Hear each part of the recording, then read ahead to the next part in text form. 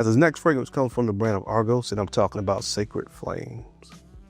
This fragrance was made for love, man. This is peach, rose, cinnamon, amber, sandalwood, tonka bean. Wow, what an experience this is. It's very fruity accord up top. You have peach in here, but there's also like a tangerine note as well that complements the peach perfectly. So you have that up top.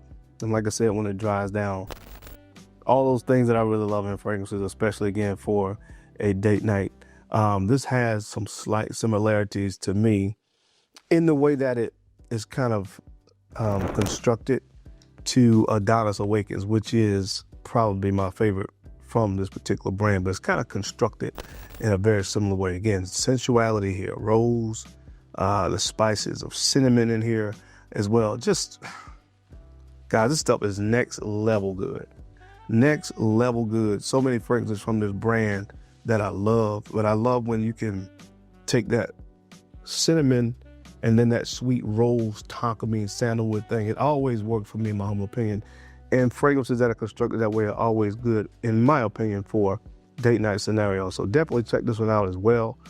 This one is called Sacred Flame from Argos.